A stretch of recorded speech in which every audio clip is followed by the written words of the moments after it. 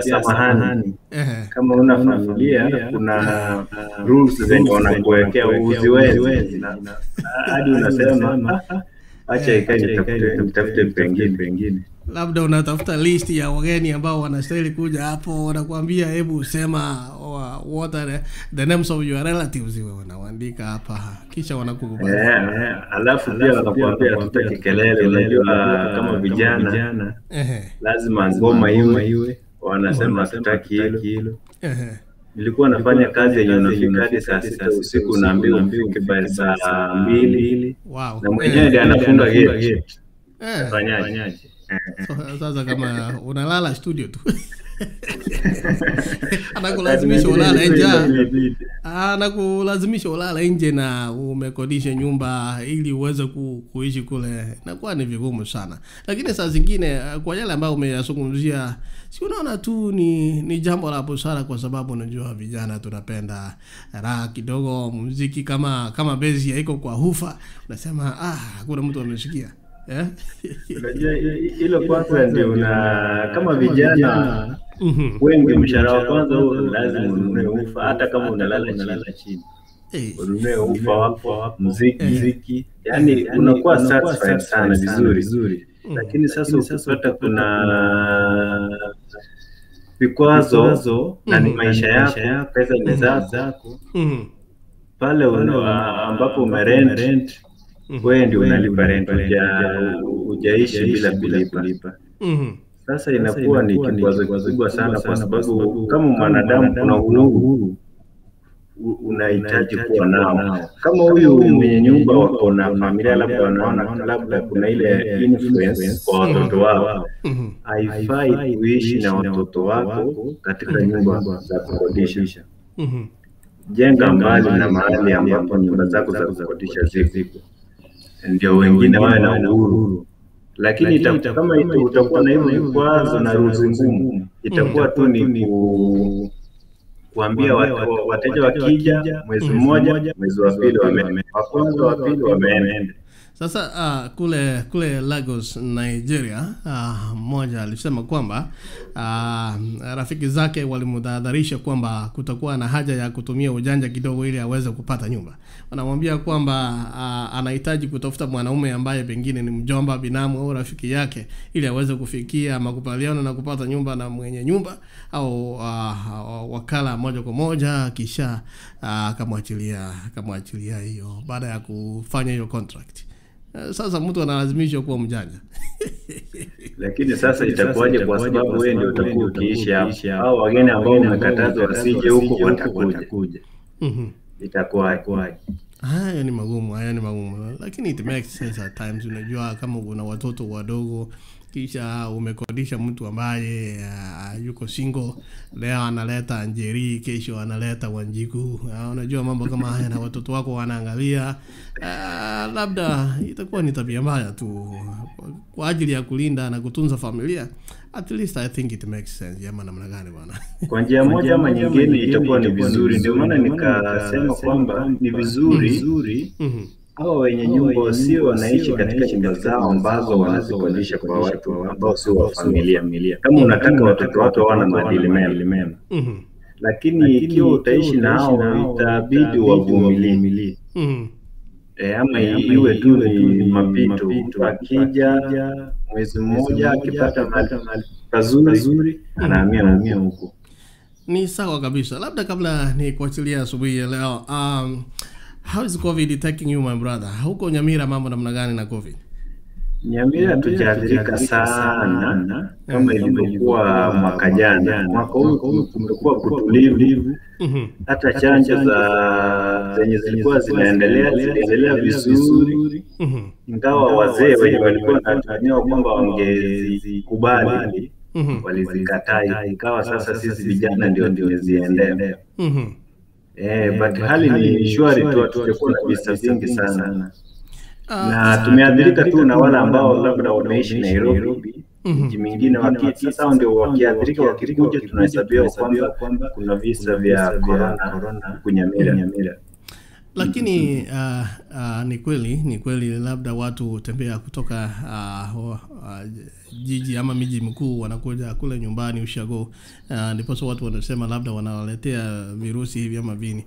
Lakini kwa upande mwingine unajua, sijui katika kaunti ya Kisii, nimetuma watu fulani hapo waweze kupimwa, nikapata kwamba anaambiwa kuwa kupima ni free, lakini hata kama anaambiwa hivyo, they did not access that service huko kwa General Hospital. Sijui Nyamira namna gani?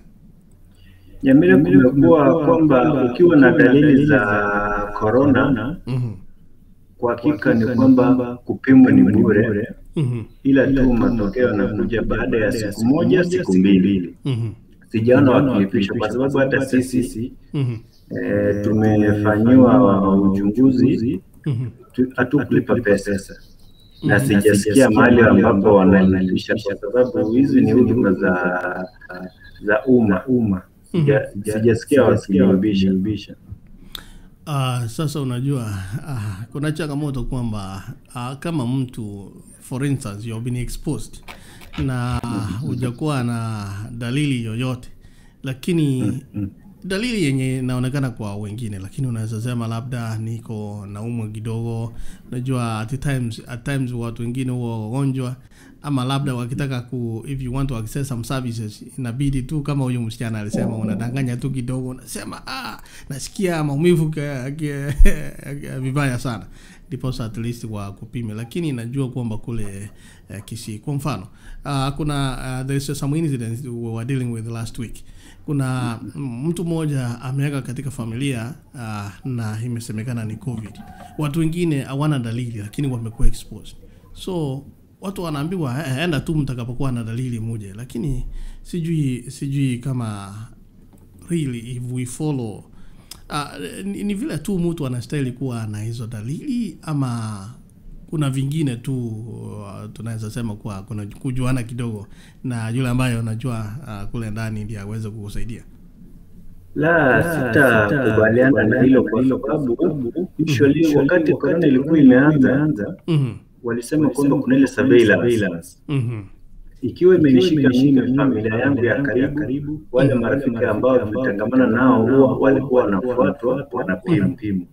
Lakini sasa hivi unaambiwa kwamba kama ndugu yako ameathirika, mnakuwa advised go for a check up. Actually siku hizi hawafuati sana, unaambiwa enda.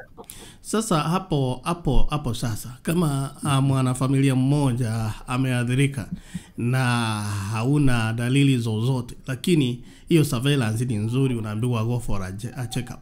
Lakini ukikuja check up, kama sasa unafika basi check up, unasema unajua tuliathirika, we need a check up, unaambiwa hauna dalili yoyote, enda. Sasa hapo sasa ndio kuna kizungumkuti kidogo. Hapo itakuwa shida, kwa sababu kama mmoja wenyu ameathirika na labda kwa bahati mbaya alikufa kwa sababu ya dalili hizo, ni vizuri mpimwe. Kwa sababu msipopima pia kuna maambukizi, na penye wanasema kwamba enea kwa kasi sana. Kwa hivyo inabidi serikali iwe na ule utu kwa kwamba wanawapima hao ndugu zao wameathirika kwa njia moja ama nyingine kwa sababu ya huo ugonjwa wa COVID. Lakini wasipofanya hivyo na ile surveillance ikikwama kabisa kama walivyokuwa wakifanya kitambo, basi bado tutaendelea na hivi vita kwa muda mrefu sana kama tutachukua tahadhari hizi. Mimi hapo mwaka jana niliwahi kushikwa na hii COVID, na kwa wakati mmoja nikashindwa kupumua, na wakati mwingine watu wakasema mtangazaji ameaga. Kwa hivyo ilikuwa vibaya sana, hata mimi niliona tu nimeenda, kwa sababu katika siku 21 I was really in a very vegetative state. Ilikuwa mbaya zaidi. Lakini sasa sijui hapo Nyamira, unaona watu wanaamini COVID iko kweli? Kabisa. Wacha tu ni sitaje tena, lakini kuna rafiki yangu ambaye namjua aliweza kuoga kwa sababu ya COVID, ila tu alikuwa anaishi Nairobi. Kwa hivyo hii kitu bwana ni real, usione ndio uongo, na tunamshukuru Mungu kwamba wewe ulisurvive. Mungu alijua kuna first hand experience kwamba kitu penye huwa kudhoofisha afya ya mtu, na ni bahati tu na huruma na rehema za Mungu kwamba una survive. Kwa hivyo wacha watu wajue kwamba hata huko Nyamira COVID iko na ni kitu real. Ndio maana serikali inaendelea kupiga vita hili janga la corona, ili maisha yaweze kurudi hali ya awali. Tazama watu wengine, unajua watu wengine wanavaa maski kiplani tu, wakiona askari wanavaa, wasipomwona wanatoa. Sasa ndio naona wengine wanasema hii ni scam. Unajua watu wengine hawaamini kwamba hii kitu iko, lakini pindi tu watakapoona mtu wao wa karibu sana amepatwa na huo ugonjwa, ndiposa wanaamini. Na labda mwisho, mambo ya makanisa. Hapo awali watu walikuwa wanajaa kanisani wanashughulika, na kuna watu walikuwa anti technology. Unaenda kuweka kitu online, mchungaji ama mtu anakuambia wacha kuniweka online, mambo kama haya. Now how they taking it? Sasa ikiwa COVID iko na makanisa yalikuwa yamefungwa kwa muda, unaona wameanza kukubali technology ama bado wanaipinga? Acha nikwambie Mungu ni wajabu sana. Kama kanisa letu ila Adventist tumekuwa na pingamizi sana katika ku-embrace technology katika ministry ya kuhubiri. But corona wakati imekuja, they have embraced it. Siku hizi makanisa mengi, wacha nizungumzie Nyamira, wameenda hewani kwa sababu hawangeweza kufikia washiriki wao moja kwa moja. Na ile namba ilikuwa iko allowed kuenda kanisani watu 100 ama chini ya 100, na wenye umri wa chini ya 150 ilikuwa kuwafikia. Lakini kama kanisa langu, they spent up to 1 million kununua vyombo ili waweze kuwafikia watu nyumbani kupitia njia ya mitandao. Kwa hivyo corona imekuja na mabaya na mazuri. Mazuri nikisema kwamba kanisa sasa wameenda mitandaoni. Kanisa nyingi sana zimeenda mitandaoni kupitia internet, YouTube na Twitter. Vile wameembrace ile kurecord na kununua airtime katika radio na TV stations kuhubiri pale. Kwa hivyo teknolojia sasa kanisani, hata kule chini grassroots churches, those Sabbath schools, hizo wako hewani. Hata kama hawajaendelea sana, at least the Sabbath schools now can use Zoom kusaidia sana, kwa sababu ni rahisi kutumia hata kwa simu kufikia wao. Kwa hivyo corona imesaidia sana teknolojia katika makanisa yetu. Imeendelea kiasi unapolinganisha na miaka 3-4 iliyopita. Kwa hivyo teknolojia katika makanisa yetu imeendelea sana. Na tukizungumzia technology, wakati mwingi watu wanapenda kuja na physical Bible, hii Biblia unabeba kwa mkono, unatazama, unaona, na kitabu cha nyimbo za Kristo, the church hymn wanabeba kwa mkono. Na bado wengine wangali wanapinga tu kutumia simu hizi, the apps that we have, Biblia katika simu na vile wimbo katika simu. Sijui bado unaona hili litabadilika katika mawazo ya watu bado, ama bado tu watabaki tu wakisalia na physical Bibles? Unajua kuna mwandishi mmoja aliyekufa, alikuwa anaitwa Ken Walibora. Katika kitabu chake cha Siku Njema alisema kwamba duniani kitu kinachodumu ni mabadiliko, mabadiliko. Kwa hivyo kuna wale wahubiri wa kitambo ambao wanasema kwamba lazima ubebe Biblia kwa mkono, kitabu cha nyimbo ndio iwe kwamba unaabudu. Lakini sasa imefikia teknolojia, imefika kwamba hivi yote unaweza kubeba kwa simu. Sasa awalikubali hili, lakini pia nami naweza kukubaliana nao kwamba sisi ni binadamu, kwamba na yale majaribu unapata kwamba ikiwa umeingia kwa simu kuna nyimbo pale utakaomalize mkiomba mketi internet iko, utapata umeingia mtandaoni, umeanza kufanya mambo yako. Sasa hizo challenges za kwamba teknolojia ni nzuri katika mahubiri, pia kuna changamoto kwamba una tempted kutumia simu labda kufanya communication na watu wengine ambao hawako kanisani mle. Kwa hivyo kwa njia moja ni nzuri, kwa upande mwingine ni mbaya. Wanasema katika Kiswahili kwamba hakuna chema kisicho na dosari. Unajua mhubiri anahubiri sana, kisha unapata mtu anakwatoa kicheko hapa. Mhubiri anafikiria kwamba nimeleta point hapo, na unaenda kuzingatia, unasema hapa sasa point imeingia, kumbe jamaa ameona picha mtandaoni na na anacheka tu. Mhubiri yanaendelea. Mambo ya ajabu haya, unajua mambo hayo. Lakini vile vile I'm an ardent ambassador of technology at the times, kwa sababu mambo haya ya teknolojia, kama mtu huwezi kusema kwamba kuna wakati ambapo watu walikuwa wanatumia moshi to communicate.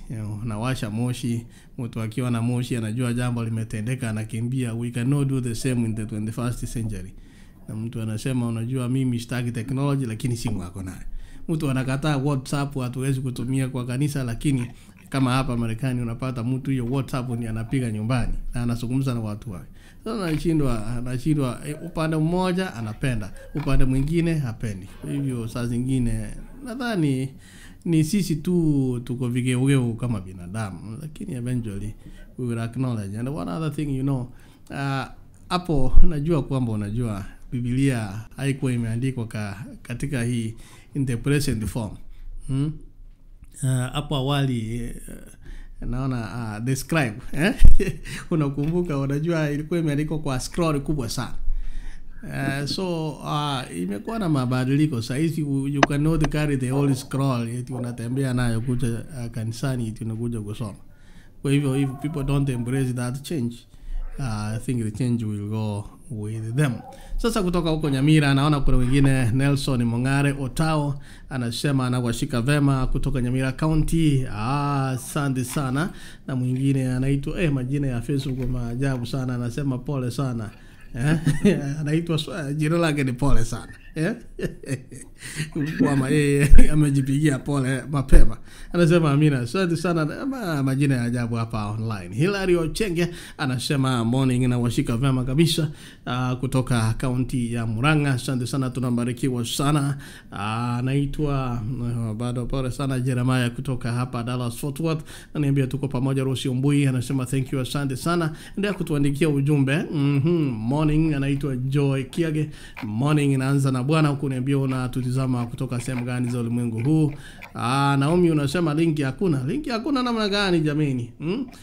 Linki niliweka hapo kitambo, sijui namna gani. Let me also nikuwekee hapo, usije ukasema kana kwamba nimekutupa. Okay, nimeweka linki hapo kwa Facebook, so Naomi usije ukasema hakuna link, kwa sababu put it there if you want to talk to us hata kama tumemaliza. Timfino Rina anasema tuko pamoja, asante sana. Sasa bwana Arnold huko Nyamira, sijui neno lako la mwisho asubuhi ya leo kwa wasikilizaji na vile vile watazamaji. Napenda tu kuambia waendelee kusikiliza AGR. Hii ni njia moja, by the way AGR ndio imekuwa ya kwanza ku embrace both video and audio live. Kwa hivyo itakuwa vizuri sana ikiwa kubarikiwa wakati wamepumzika pale ofisini. Si lazima waweke kwa sauti kubwa, unaweka ma headphones na earphones, unasikiliza. Again, njia moja ya kuwasiliana na wenzenu kutoka sehemu moja hadi nyingine. Unajua tunaishi huku Nyamira, wengine wanaishi Nairobi, Mombasa, wengine USA. This is the only way we can communicate with them.